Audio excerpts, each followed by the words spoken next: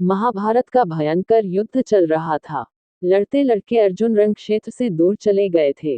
अर्जुन की अनुपस्थिति में पांडवों को पराजित करने के लिए द्रोणाचार्य ने चक्रव्यूह की रचना की। अर्जुन पुत्र अभिमन्यु चक्रव्यूह भेदने के लिए उसमें घुस गया। उसने कुशलतापूर्वक चक्रव्यूह के 6 चरण भेद लिए, लेकिन 7वें चरण में उसे दुर्योधन, जयद्रथ आदि 7 महारथियों ने घेर लिया और उस पर टूट पड़े। जयद्रथ ने पीछे से निहत्थे अभिमन्यु पर जोरदार प्रहार किया। वह वार इतना तीव्र था कि अभिमन्यु उसे सहन नहीं कर सका और वीरगति को प्राप्त हो गया। अभिमन्यु की मृत्यु का समाचार सुनकर अर्जुन क्रोध से पागल हो उठा। उसने प्रतिज्ञा की कि यदि अगले दिन सूर्यास्त से पहले उसने जयद्रथ का वध नहीं किया तो वह आत्मदाह कर लेगा।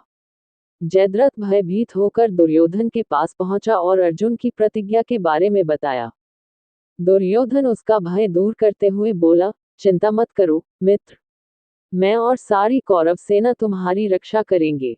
अर्जुन कल तुम तक नहीं पहुंच पाएगा, उसे आत्मदाह करना पड़ेगा। अगले दिन युद्ध शुरू हुआ।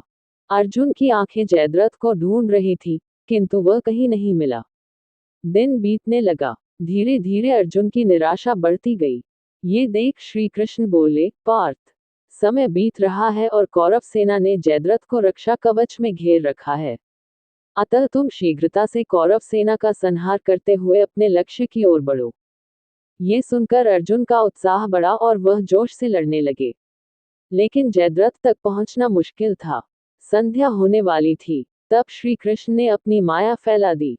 इसके फलस्वरूप सूर्य बादलों में छिप गया और संध्या का भ्रम उत्पन्न हो गया। संध्या हो गई है और अब अर्जुन को प्रतिज्ञावश आत्मदाह करना होगा, ये सोचकर जयद्रथ और दुर्योधन खुशी से उछल पड़े। अर्जुन को आत्मदाह करते देखने के लिए जयद्रथ कौरव सेना के आगे आकर अट्टहास करने लगा। जयद्रथ को देखकर श्री कृष्ण बोले, पार्थ, तुम्हारा शत्रु तुम्हारे सामने खड़ा है। उठाओ अपना गांडीव और वध कर दो इसका। वह देखो अभी सूर्यास्त नहीं हुआ है। ये कहकर उन्होंने अपनी माया समेट ली। देखते ही देखते सूर्य बादलों से निकल आया। सबकी दृष्टि आसमान की ओर उठ गई। सूर्य अभी भी चमक रहा था।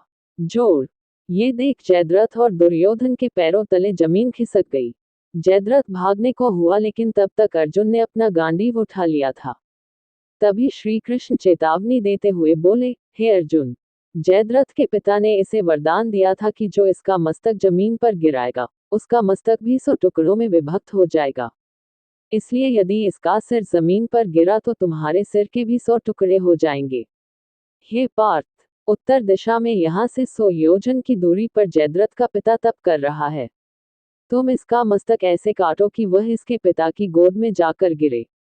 अर्जुन ने श्री कृष्ण की चेतावनी ध्यान से सुनी और अपनी लक्ष्य की ओर ध्यान कर बाण छोड़ दिया। उस बाण ने जयद्रथ का सिर धड़ से अलग कर दिया और उसे लेकर सीधा जयद्रथ के पिता की गोद में जाकर गिरा। जयद्रथ का पिता चौंककर उठा तो उसकी गोद में से सिर जमीन पर गिर गया। सिर के जमीन पर गिरते ही उनके सिर के भी 100 टुकड़े हो गए। इस प्रकार अर्जुन की प्रतिज्ञा पूरी हुई।